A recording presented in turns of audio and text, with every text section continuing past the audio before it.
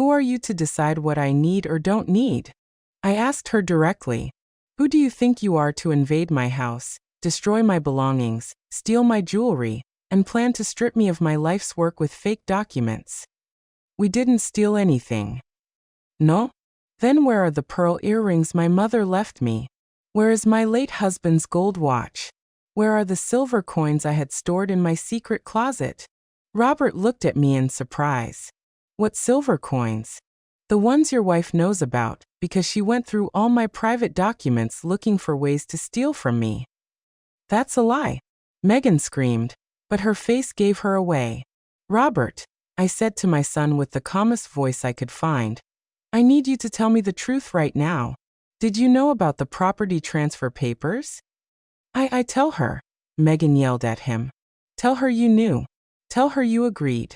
Tell her it's time for you to think about your real family instead of pleasing your mom your whole life. Shut up, Megan. Robert finally exploded. Just shut up. We all fell silent. Robert never yelled at his wife. He was a quiet man. He avoided conflict. He always sought family peace. Seeing him lose control like that was shocking for everyone.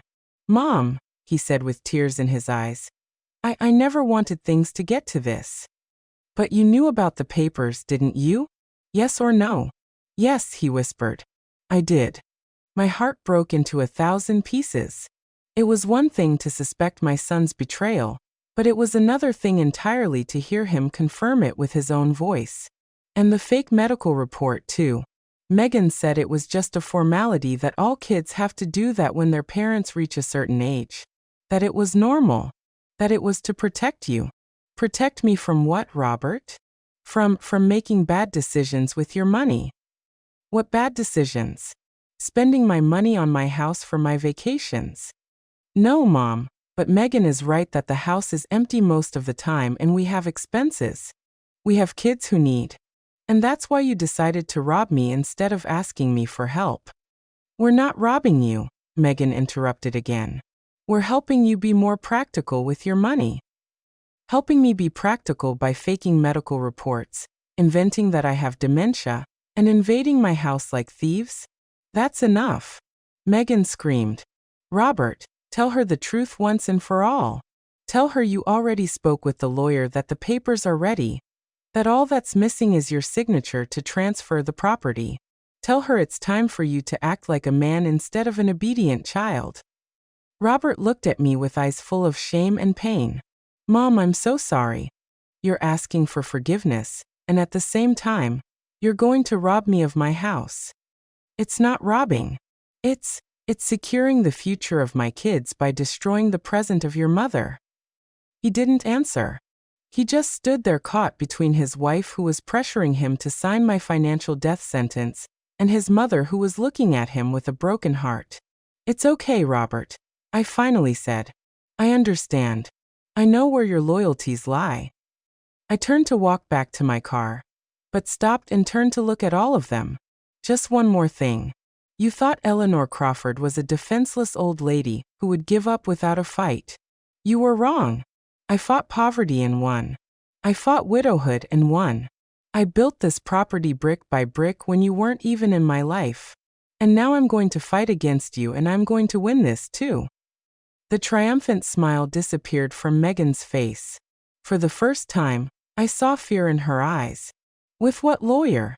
She asked with a trembling voice. You don't have money for legal battles. I smiled.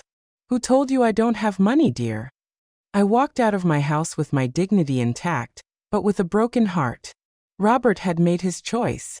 He had chosen easy money over the woman who had raised, educated, and loved him unconditionally for 45 years. He had chosen his wife's manipulative screams over the silent voice of his own conscience.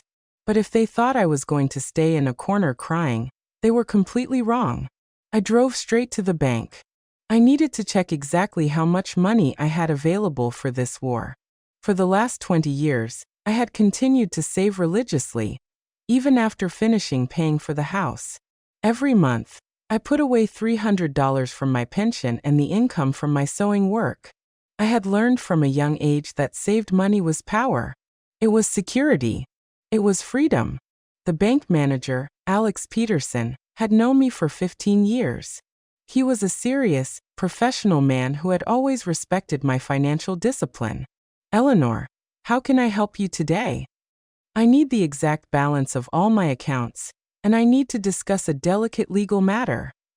When he showed me the numbers on the screen, I smiled for the first time in days. I had $87,000 in savings plus $23,000 in certificates of deposit and $12,000 in my checking account. $122,000 in total. Megan had miscalculated. She thought I was a poor old lady who relied solely on a meager pension. She didn't know that Eleanor Crawford had been a hard-working aunt all her life, saving every penny to protect herself from exactly this kind of situation. Mr. Peterson, I need you to freeze any attempts by third parties to access my accounts, and I need an official letter from the bank confirming my mental capacity to manage my finances. Of course, Eleanor. Is there a problem? My family is trying to have me declared mentally incompetent to take my assets. His face became serious. That's very serious. Do you need a recommendation for a specialized lawyer? Yes, please. He gave me the name and phone number of Thomas Gallagher, a lawyer specializing in family law and asset fraud. He's the best in these types of cases. Tell him I sent you. I left the bank with a new energy running through my veins.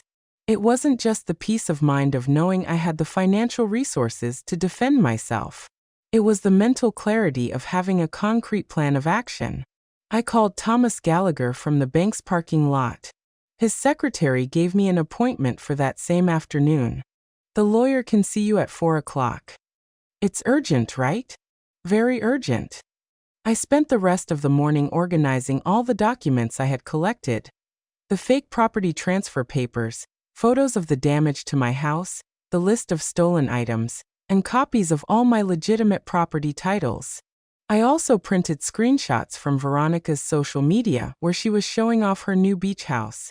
At 4 o'clock, I was sitting in Thomas Gallagher's elegant office. He was a man in his mid-60s, gray-haired with intelligent eyes and professional manners that inspired immediate trust. Mrs. Crawford, tell me everything from the beginning. Don't omit a single detail. I narrated the entire story. The invasion of my house, Megan's humiliations, the fraudulent documents, the fake medical report, the stolen jewelry, Robert's betrayal. He took detailed notes, asking precise questions that demonstrated his experience in these types of cases. Do you have the original property documents? Yes, all of them. The house is 100% in my name. I paid for every penny of the construction, and I have all the receipts from the last 20 years. Has the doctor who supposedly signed the dementia report ever examined you? Never in my life have I seen him. I don't even know his name. Excellent. That is a falsification of medical documents. A federal crime. Do you have any documentation for the stolen jewelry? I'm sure I do. Some of it, especially my late husband's watch, is insured for $3,000. Thomas smiled. Mrs. Crawford, your case is solid. Very solid. We have trespassing, robbery, falsification of documents, attempted asset fraud, and possibly medical corruption. Your family stepped in it big time. What can we do? Several things. First, tomorrow we will file an eviction lawsuit for illegal trespassing. Second, we will report the theft of your jewelry to the police. Third, we will report the falsification of medical documents to the medical board and the district attorney's office. And fourth, we will request a restraining order to prevent them from continuing to fraudulently use your name. How long will all that take? The eviction can be immediate if the judge sees clear evidence of trespassing. In cases like this, where the trespassers have no legal right to the property, the law acts quickly. How much will it cost? My fees are $5,000 for the entire process. Can you pay them? I can pay them today if you want. His smile widened. I like to work with clients who take their legal defense seriously. Mrs. Crawford, your family thought you were a defenseless old lady, but they were wrong. You are a prepared woman.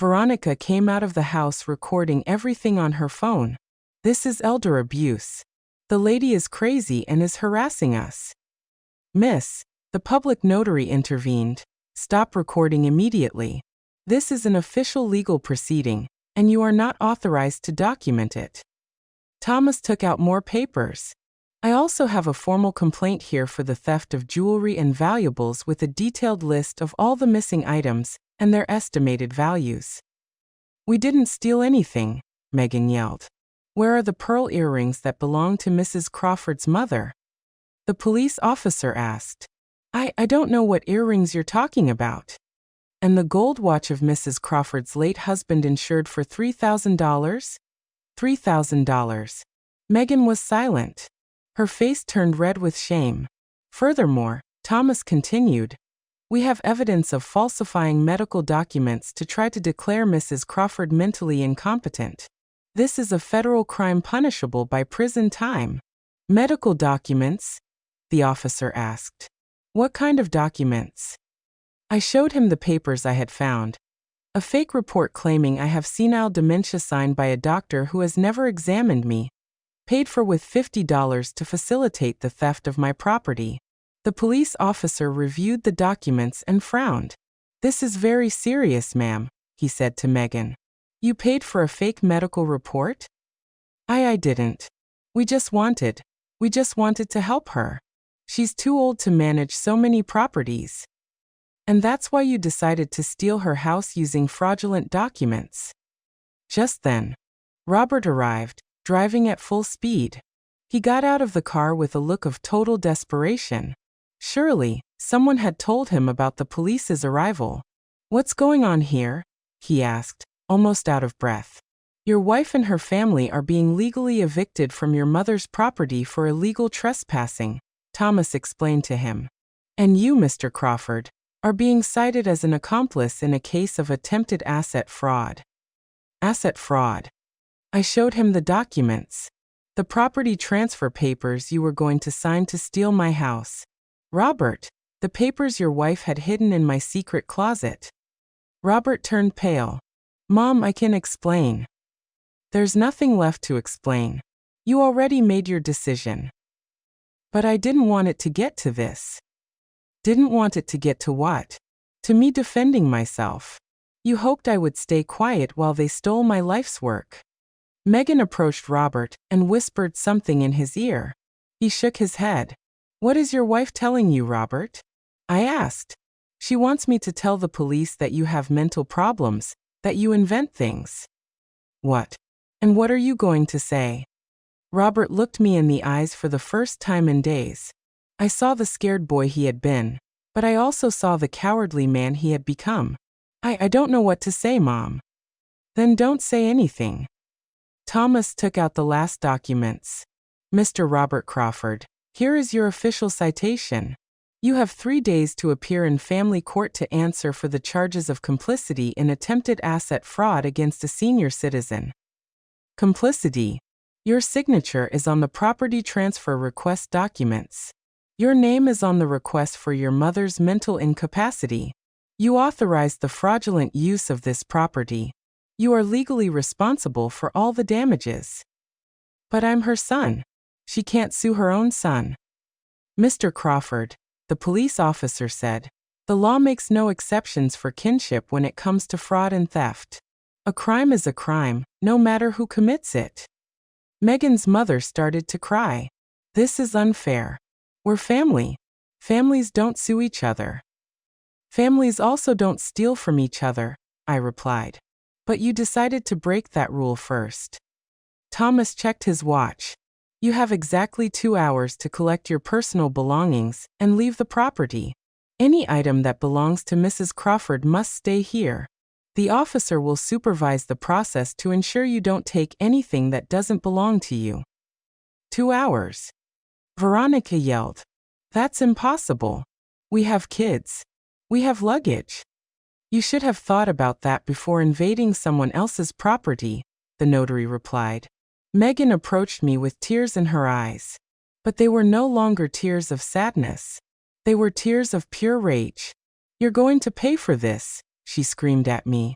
You're going to pay dearly for humiliating us this way. Robert, say something. Defend your family. Robert looked at me with an expression I had never seen before. It wasn't love. It wasn't respect. It wasn't regret. It was resentment. Pure resentment. Mom, are you really going to go through with this? Robert, I've already gone through with it. You brought me here. But we're family. Family. I repeated the word slowly. Family invades houses. Family steals jewelry. Family fakes medical documents.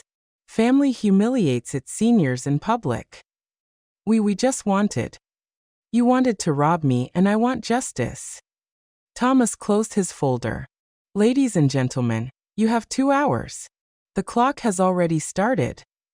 I watched as Megan's entire family ran toward the house like desperate ants, grabbing their things, yelling at each other, and blaming one another for the disaster. But I stayed standing in my garden, watching the plan they had created to destroy me fall apart. Eleanor Crawford had counterattacked and won the first round. The 2 longest hours of my life passed like a family drama movie in fast motion. From the deck of my recovered house, I watched the invasion they had so carefully planned completely fall apart. Megan's mother was the first to break. After half an hour of crying and yelling, she sat on the stairs and refused to help with the packing. "This is your fault, Megan," she yelled at her daughter. "You told me everything was settled. You told me the old lady had accepted everything." "Mom, shut up and help me pack," Megan replied, desperately shoving clothes into plastic bags. "The old lady set a trap for us. She acted like a defenseless old lady, and it turns out she had lawyers and money saved up." Veronica recorded the whole process on her phone. But now, it wasn't videos celebrating her new beach house. They were videos of the public humiliation of a family being legally evicted as trespassers. "This is going to go viral," she yelled as she filmed her sister packing. "Everyone is going to know how they treated us. They're going to see what kind of person this lady is." The police officer took her phone away. "Miss, we already warned you about recording without authorization during a legal proceeding. If you continue, you will be arrested for obstruction of justice." The children ran around the house crying and screaming, not understanding why they had to leave the paradise where they had been playing. One of them, a boy about 8 years old, came up to me. "Ma'am, why are you kicking us out? We didn't do anything wrong." My heart broke a little. The children were innocent in all of this. They had been used as pawns in their parents' plan. "I'm not kicking you out because you did something wrong," I explained in a soft voice. "I'm asking you to leave because this is my house and your family came here without asking for my permission." "But my mom said it was our house now." "Your mom was wrong." Megan overheard the conversation and approached furiously. "Don't talk to my kids. You have no right to confuse them even more." "I'm not confusing them. You confused them by bringing them to a house that wasn't yours.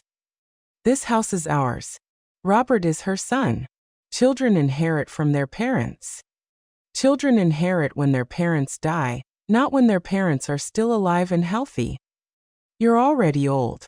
What do you need so much property for at your age?" Thomas intervened. "Ma'am, every comment you make about my client's age is being documented as additional evidence of age discrimination and psychological abuse against a senior citizen." Megan immediately went quiet. Robert had been carrying suitcases to the cars in complete silence, avoiding my gaze. But when there were only 30 minutes left in the deadline, he finally approached me. "Mom, we need to talk." "There's nothing left to talk about, Robert." "Yes, there is. Look, I admit that things got out of control, but we can fix this. We can reach a family agreement without involving lawyers and police." "What kind of agreement?" "You keep the house, of course. We accept that it was a mistake to come without telling you. And in exchange, you drop all the lawsuits and the stolen jewelry. We'll return everything that was taken by mistake." "By mistake?" "Well, you know, in the confusion of moving, some things got mixed up." "Robert, do you really think I'm going to accept that stealing my mother's jewelry was a mistake?" "Mom, it wasn't stealing. It was a misunderstanding. And the fake medical report was also a misunderstanding. He was silent. And the request for property transfer due to mental incapacity was also a misunderstanding. He remained silent. And publicly humiliating me by calling me a parasite was also a misunderstanding. That wasn't me. That was Megan. But you were there. You saw me being humiliated by your wife in my own house. And you didn't say anything. I didn't know what to say. You knew exactly what to say, Robert. You knew you had to defend your mother, but you chose to stay silent so you wouldn't contradict your wife. Megan was stressed, Mom. She had her whole family here. The kids were restless, and that gave her the right to insult me on my own property. Robert became desperate. Okay, Megan behaved badly. I admit it. What else do you want me to say? I want you to tell me the truth. I want you to admit that you planned to steal my house using fake documents. I want you to admit that you betrayed me for money. I didn't betray you for money. I did it for my family. And what am I, Robert? Am I not your family? Yes, you're my family. But Megan and the kids are my primary responsibility now. So your primary responsibility now is to rob your mother. It wasn't robbing. It was securing the future of my children by destroying the present of the one who gave you life. Robert put his hands on his head in frustration. Mom, you don't understand. We have huge expenses. The kids need private schools, clothes, vacations. Megan's house needs repairs. I work day and night, but the money is never enough. And that's why you decided that I had to pay your bills with my life's work. You live alone in a small apartment. You don't need such a big beach house. It's a waste. There it was. The truth had finally come out. Robert hadn't betrayed me out of love for his family. He had betrayed me because he thought I didn't deserve what I had worked my whole life to get. A waste. I repeated the word slowly. Mom, I didn't mean it in a bad way. Are my 30 years of working day and night a waste? No. But is my discipline of saving every penny to build this house a waste? Mom, please. Is my sacrifice of raising you alone after becoming a widow a waste? That's enough, Robert exploded. It's always the same with you. Always reminding me of everything you sacrificed. Always making me feel guilty for having my own life. The silence that followed was absolute. Even Megan stopped packing to listen. There's the truth, I said with a calm that surprised me. You didn't betray me for money. You betrayed me because my sacrifices for you became a psychological burden you couldn't bear. I didn't say that. You didn't have to say it. You just screamed it. Robert stood there breathing heavily, his face red with shame and rage. Do you know what the saddest thing about all this is, son? I asked him. If you had asked me for help directly, I would have helped you. If you had told me you were having financial problems, we would have found a solution together. But you preferred to conspire behind my back, humiliate me publicly, and try to rob me using the law. Why, Robert? Why did you choose the cruelest path? Because I knew you would say no. How did you know if you never asked me? Because you've always been very attached to your money, very controlling with your life's work. Controlling? Robert, I paid for your college. I bought you your first car. I lent you the down payment for your house. I've helped you financially dozens of times in your adult life, but always with conditions, always reminding me that it was your money, that it was your sacrifice. I finally understood everything. Robert hadn't betrayed me out of greed. He had betrayed me out of pride. His male pride couldn't stand continuing to depend financially on his old mother. You know what, Robert? I finally said, you're right. I should have forced you to be more independent when you were younger. I should have let you solve your own problems instead of always rescuing you. But it's too late to change the past. And now you're going to have the opportunity to be completely independent, because from now on you're going to solve all your financial problems without my help. Thomas checked his watch.